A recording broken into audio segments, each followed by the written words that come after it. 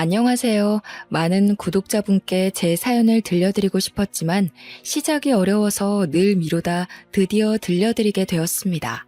저는 결혼하고 겪은 제 시모와 남편에 관한 얘기를 해보려고 해요. 30대 초반에 지인의 소개로 만나게 된 남편은 처음부터 조금 부담스러웠습니다.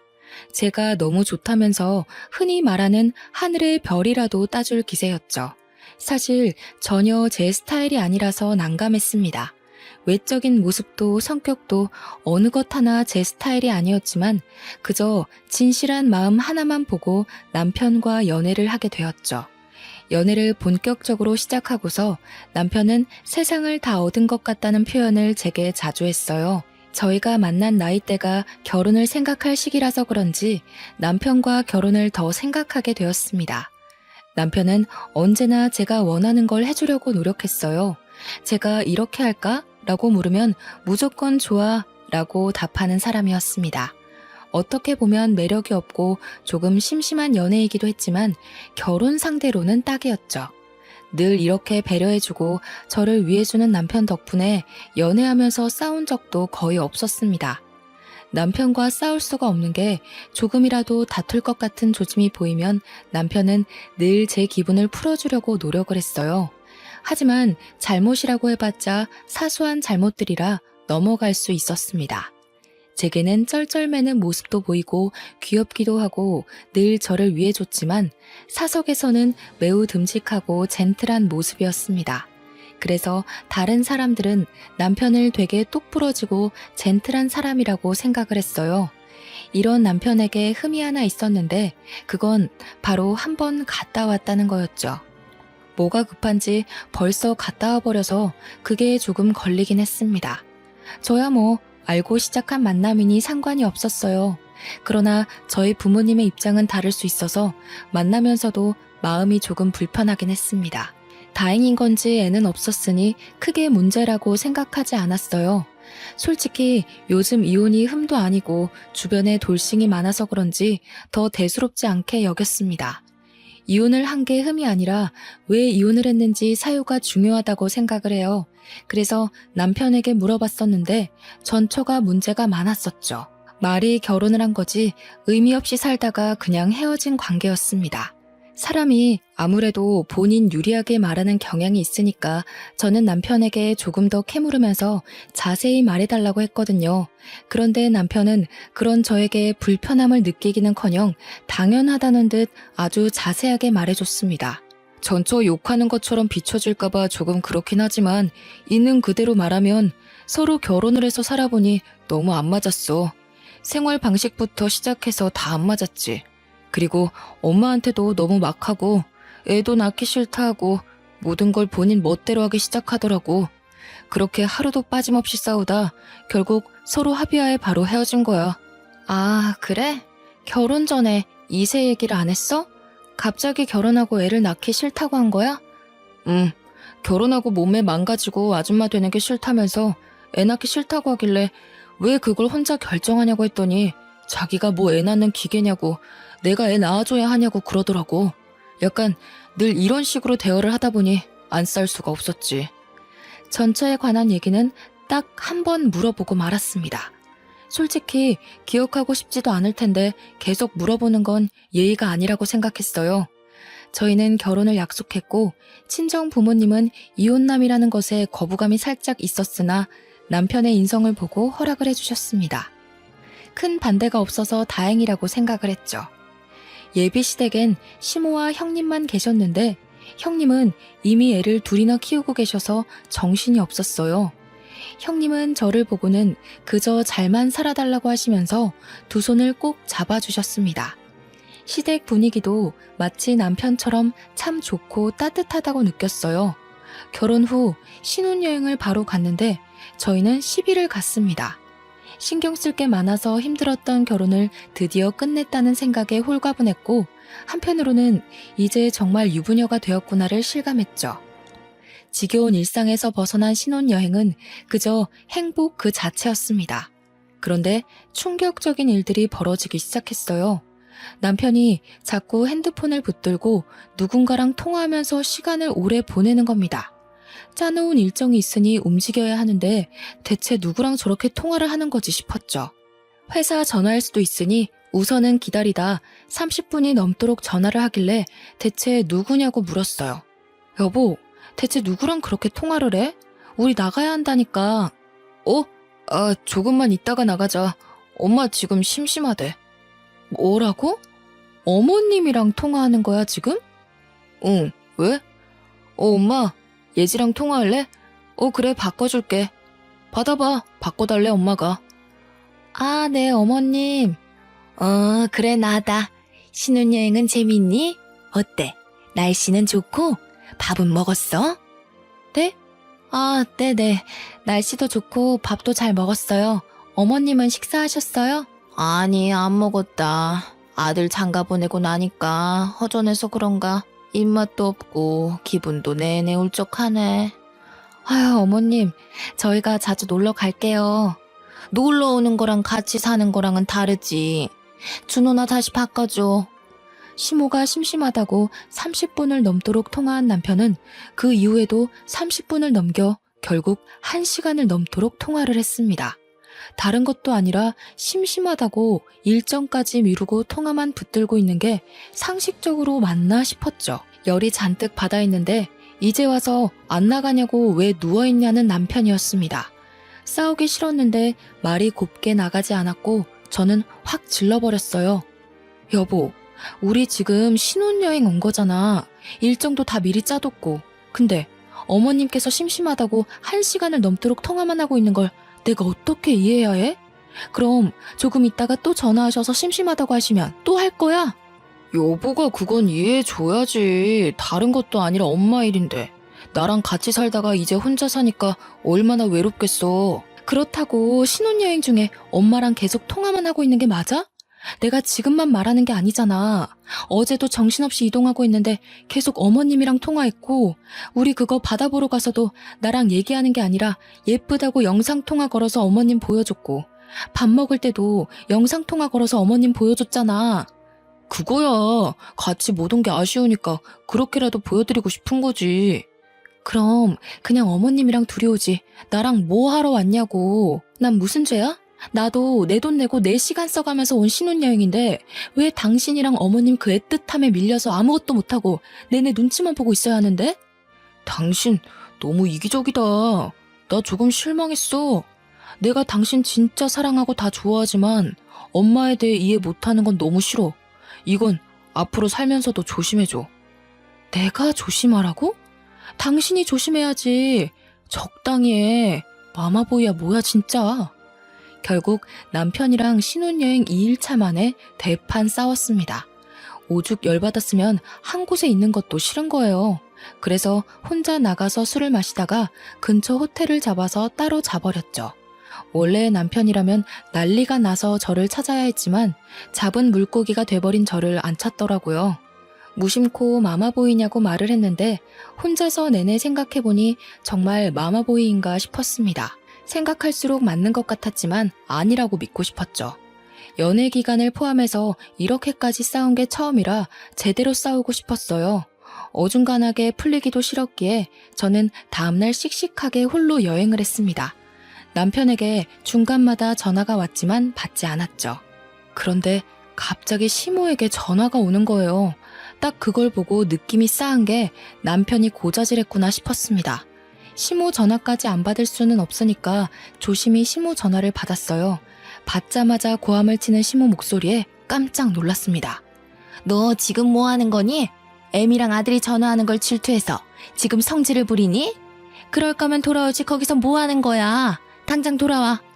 어머님, 질투라니요. 그런 적 없어요. 그리고 이건 저희 부부 일이니 저희가 알아서 할게요. 부부 일이고 나발이고 내 아들이 힘들어하는 건 나 못 본다. 군소리 말고 당장 돌아와. 어머님이 제 입장에서 생각을 해보세요. 이게 어떻게 질투겠어요? 한두 번도 아니고 여행하는 내내 어머님이랑 영상통화하고 대화하고 그러고 있는데 굳이 같이 여행 온 의미가 없잖아요. 너 지금 시애미한테 말 대답하는 거니? 너희 엄마가 그렇게 가르쳤니? 내가 너 아주 좋게 봤는데 이제 보니까 버르장머리가 없구나. 어머님, 죄송하지만 제가 지금 이런 말 들을 이유가 없는 것 같아요. 저희 부부 1인이 알아서 해결할게요. 먼저 끊겠습니다. 시모에게 일방적으로 욕을 제대로 먹었습니다. 그리고 확신했어요. 전처와 이혼한 이유는 전처의 잘못이 있을 수 있지만 분명 시모와 남편의 이 관계도 있겠다고 말이죠. 너무 화가 난 저는 남편이 있는 곳으로 갔고 가보니 혼자 TV를 보며 깔깔거리며 웃고 있었습니다. 마음 같아서는 뒤통수를 한 대 확 쳐주고 싶었지만 참고 말했어요. 당신 마마보이야? 하나부터 열까지 어머님한테 다 말하는 거야? 뭐 하자는 거니 지금? 나 지금 어머님한테 욕먹었어. 마마보이라니. 아들이 엄마랑 사이가 좋은 게 마마보이라고 손가락질 받을 일이야? 그리고 당신 어딨냐고 물어보길래 싸워서 안 들어왔다고 한 건데 그게 왜? 적당히 둘러대면 되잖아. 그걸 다 말하냐고. 생각이 없어? 또 싸우러 온 거야? 당신 무슨 쌈딱이야? 툭하면 싸우려고 하는데 어디 무서워서 무슨 말이나 하겠냐? 경고하는데 우리 일은 우리가 알아서 해결해. 어머님한테 다 말하지 말고. 알겠어? 그리고 마마보이 정말 질색이니까 그만 좀 해. 경고? 당신 진짜 왜 이래? 내가 알던 한예지 맞니? 왜 이렇게 드세진 거야? 남편은 오히려 제가 쌈딱처럼 변했고 드세졌다면서 억울하다고 했어요. 본인은 잘못한 것도 없고 변한 것도 없다면서 말이죠. 참 답답하더라고요. 제가 마마보이를 겪어보기 전까지는 뭐가 그렇게 힘들까 싶었는데 막상 겪어보니까 미치겠었죠. 심지어 이건 아직 결혼 생활을 시작하기도 전이었고 이 결혼 생활이 무사히 유지될까 싶었습니다. 신혼여행은 더 있을 수 있는 상황이 아니라 스케줄을 전부 취소하고 돌아왔어요. 거기서 화해를 해보려고 시도를 해봤지만 달라지는 게 없는 모습에 더 열받았죠. 차라리 집에 있으면 어디라도 나갈 수 있고 친구라도 볼 수 있으니 괜찮겠더라고요. 그렇게 신혼여행은 눈물로 범벅되어 끝이 났고 일상으로 돌아왔습니다. 맞벌이를 하던 저희 부부는 회사에 있는 시간에는 다투지 않았어요. 그러나 퇴근 후 집에만 오면 미칠 것 같았습니다. 하루는 남편이 평소보다 1시간 늦게 온다길래 제가 장을 보고 들어가서 저녁 준비를 하고 있겠다고 했어요. 장을 보던 중 문득 남편이 변비 때문에 요즘 고생하던 게 생각나서 전화를 걸어서 물어봤죠. 여보, 나 마트 왔는데 유산균 음료 같은 거 사다 줄까? 오, 좋지. 역시 나 챙겨주는 건 우리 와이프랑 엄마뿐이야. 그래, 알겠어. 아, 여보, 잠시만. 엄마한테 물어보고 전화 줄게. 뭐를? 나 늘 먹던 거 있거든. 그리고 먹으면 배 아픈 것도 있어서 그거 물어봐야 해. 기다려봐. 30살이 훌쩍 넘은 남성이 본인 입으로 들어가는 거 하나까지도 엄마에게 물어보더라고요. 유산균 음료를 사려고 들었다가 순간 또 분노해서 그냥 안 샀습니다. 한참 후에 전화가 왔는데 본인이 늘 먹던 거는 이거고 먹으면 배 아프던 건 이거니까 피해서 사야 한다면서 알아두라고 하더군요. 너무 기분이 안 좋아서 말해준 음료가 매장에 없어서 안 사간다고 보내고 말았습니다. 이렇듯 하나부터 열까지 믿기지 않을 정도로 남편은 다 시모에게 물어봤어요. 뭘 상상해도 그 이상의 급으로 말이죠. 제가 진짜 제일 황당하고 웃겼던 건 남편이랑 쇼핑을 하러 갔는데 본인이 신발 2개 중 뭘 살지를 한참 망설이는 겁니다. 물론 그럴 수 있죠. 그래서 제가 말을 했어요. 여보, 평소 옷 입는 스타일에는 왼쪽 게 더 좋을 것 같은데? 오른쪽 거는 매일 신기에는 조금 부담스럽잖아. 나도 그렇게 생각은 하는데 뭔가 오른쪽 운동화처럼 포인트가 될 것 같은 운동화는 없어서 이번 기회에 사볼까 했지. 그럼 오른쪽 운동화로 해. 네, 고객님. 평범한 운동화가 많으신 거면 오른쪽 운동화 하나 있으면 좋으실 거예요. 잠시만요. 여보세요? 엄마 바빠? 나 지금 운동화 사러 왔는데 너무 못 골라서 전화했어. 영상통화할게. 기다려봐. 여보, 여기서 영상통화를 하면 스피커로 다 들리지. 민폐야. 작게 얘기하면 괜찮아. 엄마, 이거 2개 중에 어떤 걸 살까? 왼쪽 운동화 비슷한 건 많고 오른쪽 운동화 같은 거는 없어서 이번에는 오른쪽을 도전할까 싶은데 엄마 생각은 어때? 좋네. 예쁘다 아들. 오른쪽 운동화로 사봐. 너 그 운동화에다 저기 저번에 아울렛 가서 산 네이비 니트 입으면 예쁘겠다. 오, 그러네. 생각도 못했어. 그뿐이야? 너 작년에 산 거 그거 하얀색 트레이닝 세트 있지? 그거에 신어도 예쁘겠네. 오, 맞아. 역시 우리 엄마는 모르는 게 없어. 알겠어. 엄마 조금 있다가 전화할게. 오른쪽으로 주세요. 운동화 하나 사는데 그 매장에서 시무랑 영상통화까지 하는 남편이 너무 창피했어요. 저희보다 한참 어려 보이는 그 직원도 황당하다는 듯 쳐다보고 있었죠. 너무 창피해서 빨리 매장을 떠나고 싶었습니다. 이런 일들이 한두 번도 아니었고 지칠 만큼 지쳐있던 상태였죠. 그러다 형님에게 전화가 왔어요. 애들 키우느라 정신없으셔서 자주 보지도 연락도 못하지만 어쩌다 연락하면 제 마음을 가장 잘 읽어주는 분이셨죠. 올케, 잘 지내고 있지? 나 지금 애들 낮잠 자서 전화해봤어. 아, 네. 형님, 힘드시죠? 내가 힘든 게 아니라 올케가 힘들어 보이는데? 아니에요. 준우 이 자식 아직도 마마보이 짓 하니? 네. 어휴, 아주 지긋지긋하다 정말. 그게 다 막내 아들이라고 엄마가 옆구리에 끼고 키워서 그러는 거야. 나이가 몇인데 아직도 징그럽게 그런데. 아이고, 올케가 진짜 힘들겠네. 그냥 솔직히 답답해요. 제가 괜히 이상한 사람 같고 막 그런 거 있잖아요. 에이, 그렇게 생각하지 말고 정 힘들 때는 그냥 나한테 연락해. 알겠지? 네, 형님. 감사해요. 큰 도움까지는 아니더라도 이렇게 편을 들어주고 공감해주는 것도 제게는 큰 힘이 되었습니다. 지긋지긋한 마마보이 남편과 사는 건 제가 귀를 닫으면 평화로웠고 귀를 열면 평화롭지 못했어요. 그래서 터득한 방법 중 하나는 남편이 시무랑 전화할 것 같으면 그 자리를 피했습니다. 듣기만 해도 싫었으니 말이죠. 매일 출근길에도 시무랑 통화하고 퇴근하고 와서도 시무랑 통화하는 남편이라 은근히 자유시간이 많았어요. 그렇게 장점을 찾으려고 노력했습니다. 안 그러면 제가 너무 서운하더라고요. 이날은 남편이 회식이 있어서 늦게 들어온다고 했고 오랜만에 저만의 시간을 누릴 수 있다는 생각에 너무 설레더라고요. 다 필요 없고 족발에 소주 한 잔이 먹고 싶어서 배달로 족발을 주문해 놓고 집으로 출발했죠. 그런데 현관문을 열었더니 TV 소리가 크게 들리길래 남편이 안 끄고 나갔나 싶었는데 불을 딱 켜는 순간 비명을 질렀습니다. 글쎄, 소파에 시모가 자고 있는 거예요. 거기다 거실 테이블에는 시모가 먹고 안 치운 밥과 군것질한 흔적들이 한가득 있었죠. 어머님께서 여기 왜... 아니, 여기 어떻게 계시는 거예요? 연락도 없이 오셨어요? 내가 내 아들 집에 오는데 네 허락받고 와야 되냐?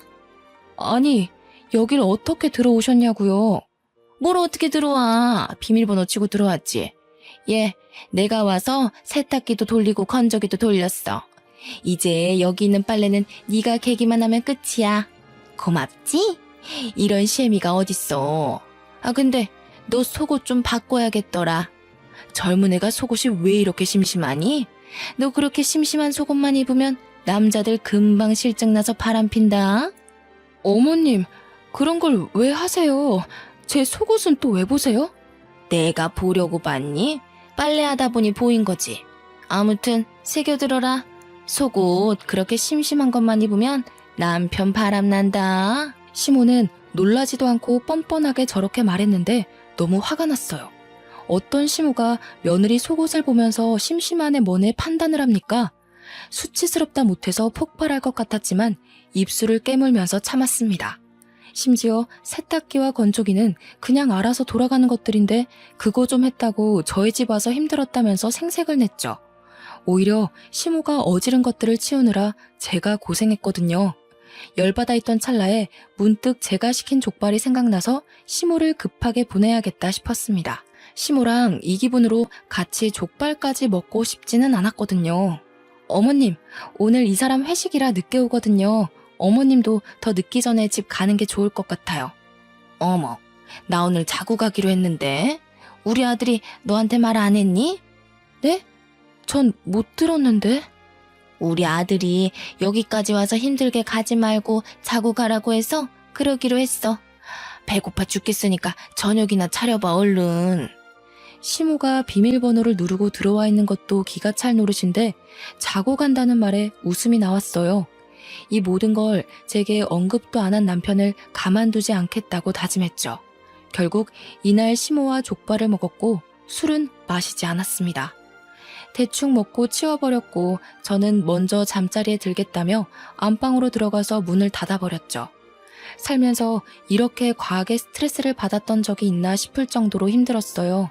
심지어는 스트레스가 과해서 두통이 생겼습니다. 안 그래도 잔뜩 열이 받아 있었는데 과음한 남편은 노래를 부르면서 온 집안에 불을 다 켜고 저랑 시모를 부르며 난리를 쳤죠. 그 장단에 맞춰 같이 노래를 부르는 시모를 말리고 또 말렸지만 이들은 멈추질 않았습니다. 그 새벽에 그렇게 시끄럽게 노래를 부르면 당연히 아래층에서 올라오겠죠. 아니나 다를까 이웃의 신고로 경찰까지 왔어요. 이게 다른 집에서는 싸우는 소리로 들렸다고 합니다. 고개 숙여 정말 죄송하다고 말씀드리고 남편을 끌고 안방으로 와서 바닥에 내팽겨쳤어요. 시모를 보내고 주말 아침부터 대판 싸웠어요. 당신 나랑 결혼 왜 했어? 어? 그걸 갑자기 왜 물어봐? 진심으로 궁금해서 물어보는 거야. 내가 당신 엄청 사랑하잖아. 그러니까 결혼했지. 그걸 왜 물어봐 갑자기. 넌 사랑하는 사람을 이렇게 고통스럽게 해? 어머님께서 오시면 오신다고 나한테 말을 했어야지. 여기가 당신 혼자 사는 집이야? 반대로 생각해봐. 퇴근하고 왔는데 우리 엄마가 소파에 누워있어. 그럼 얼마나 황당하겠어? 그건 엄마가 보고 싶다고 온다고 하셨는데 내가 회식이라서 못 본다고. 그럼 그냥 주무시고 계시라고 한 거지. 제발 무슨 말 좀 하면 들어. 핑계 좀 대지 말고. 그 핑계도 지긋지긋하다고. 알아? 있잖아. 나 이렇게는 못 살겠어. 이러다 내가 죽을 것 같다고. 매일 싸우는 것도 지겹고 숨 막혀 죽을 것 같아. 우리 이 결혼 다시 생각해보자. 뭐라고? 여보, 그게 무슨 소리야? 설마 나랑 이혼하겠다고? 말 그대로야. 절이 싫으면 중이 떠나야지. 남편과 대화를 했고 전 결국 부부관계를 유지하는 게 맞는지에 대해서 진지하게 생각하기로 했어요. 이 사연에 다 담지 못할 만큼 날마다 힘들었습니다. 오죽하면 규칙적으로 하던 생리가 불규칙적으로 밀리게 되었죠. 난생 처음 겪는 일이라 처음에는 당황했는데 이번에도 스트레스 때문에 밀렸구나 싶어서 대수롭지 않게 생각을 했어요. 그런데 뭔가 몸이 나른한 게 느낌이 평소랑 달랐습니다. 불안한 마음에 혹시나 싶어 임신 테스트기를 해봤죠. 그랬더니 2줄이 나왔습니다. 병원을 갔는데 임신이 맞다고 했습니다.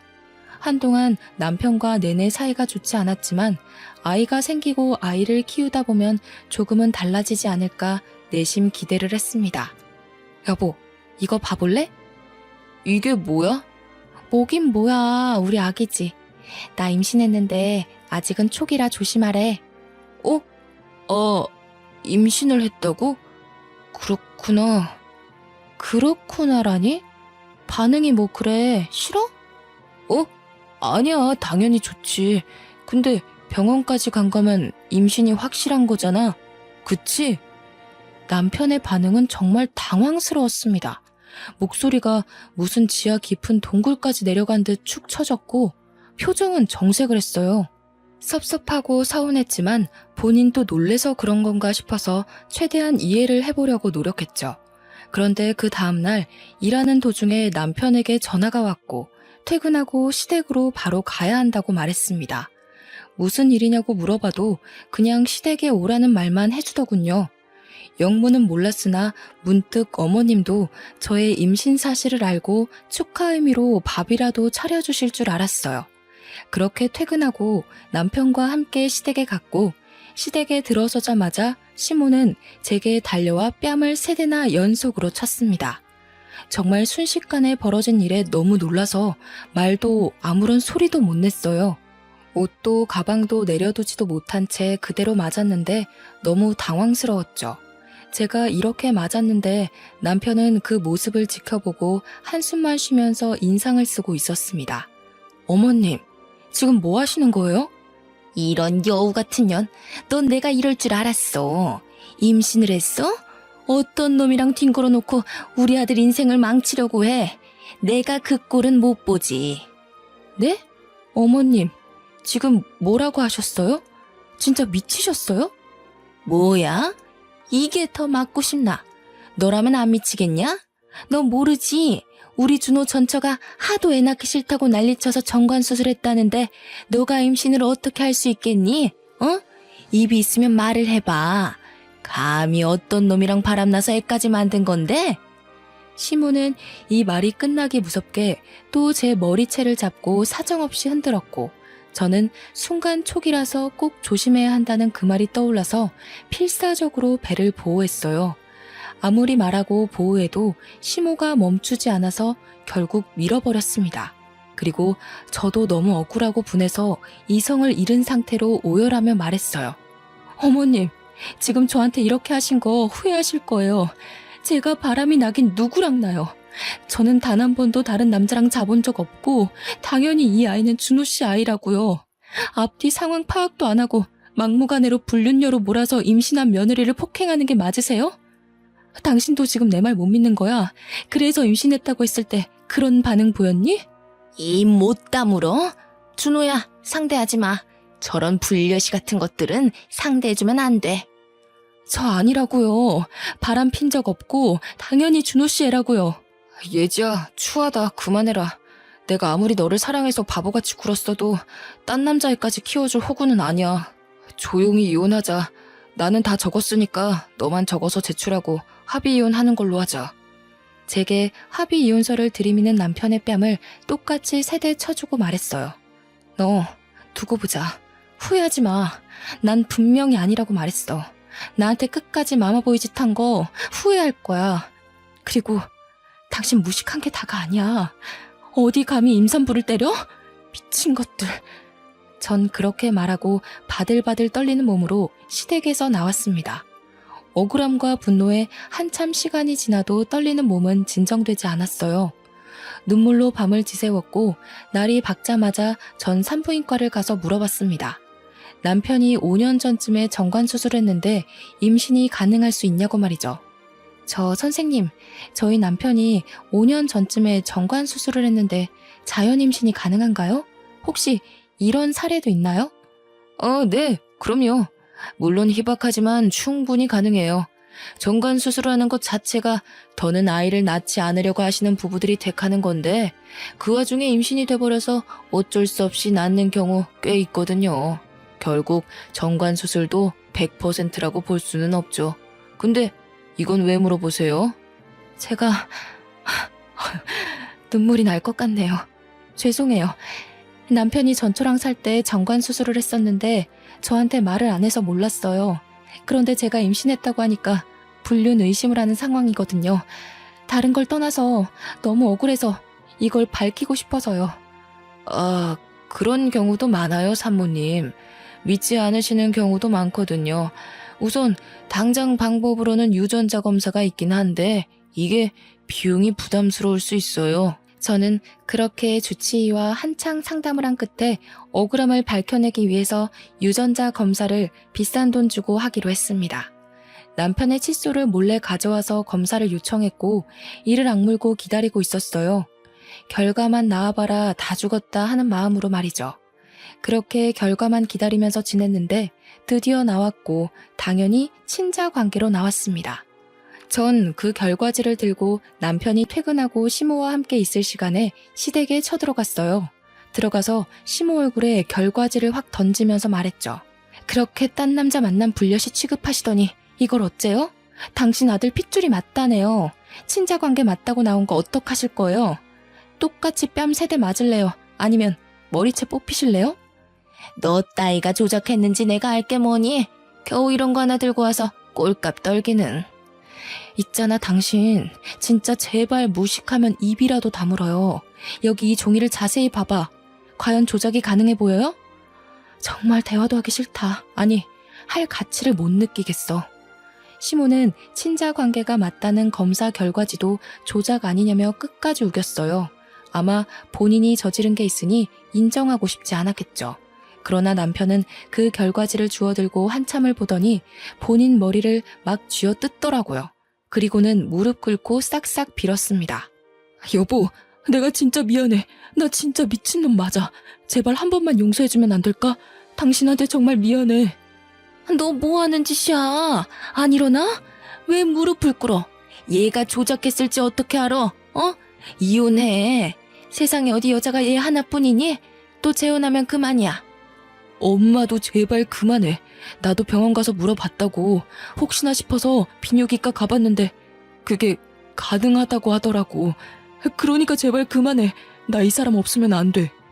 알고 보니 남편도 비뇨기과를 찾아가서 물어본 거예요. 이렇게 임신이 가능한지를 말입니다. 그쪽에서도 저와 같은 대답을 들었고 그 후 마음이 복잡했던 남편에게 제가 유전자 검사지까지 던져버렸으니 죽을 맛이겠죠. 전 여기까지 오면서 생각 정리를 다 했거든요. 그래서 그대로 남편에게 말했습니다. 매일 엄마 치마폭에 쌓여서 그따위로 살 거면 난 당신이랑 살 필요 없어. 그리고 네 자식이 뱃속에 있다는데 믿지도 못하는 시모 옆에서 살 자신도 없고. 그러니까 나랑 이혼 안 하고 싶으면 너네 엄마랑 영 끊고 살아. 그렇게 할 자신 없으면 그냥 이혼하자. 여보, 예지야, 너무 극단적이잖아. 바로 대답 안 하면 이혼으로 결정하고 갈게 나는. 이거 완전 미친 거 아니야? 어디 천륜을 끊으려고 해? 네가 뭔데? 준호야, 듣지 마. 저런 거는 혼자 애 키우면서 고생해봐야 정신 차려. 대답 안 했으니까 이혼인가? 그럼 당신도 어머님 아니니까 그냥 아줌마라고 할게요. 저기 아줌마, 나이 좀 곱게 드세요, 추하니까. 툭하면 아들. 아, 진짜 못 들어주겠어요. 이마에 손가락 툭 밀면서 말했더니 화난 시모가 난리를 쳤고 그 와중에 남편은 시모를 부축하려고 했죠. 더는 시간 끌 것도 없고 전 더 완강하게 말했습니다. 김준호, 너희 엄마 몸에 손대기만 해봐. 난 바로 이혼이야. 대답이나 해. 엄마, 미안해. 근데 나는 예지랑도 못 헤어지고 아기도 포기 못해. 엄마가 이번엔 정도가 지나쳤어. 이번 일은 이 사람이 엄마 신고하면 처벌도 받을 수 있는 문제라고. 준호야, 너 그렇게 가버리면 엄마 못 살아. 알잖아. 엄마한테는 너 하나뿐이야. 진정하고 엄마랑 얘기를 해보자. 응? 아니야, 엄마. 우리가 다른 모자지간에 비해 특별한 건 사실이잖아. 우리도 서로 거리를 두면서 서로 생각해 볼 필요가 있을 것 같아. 그리고 나도 이번에 엄마한테 실망해서 보고 싶지 않아. 아, 안 돼. 가지마, 준호야.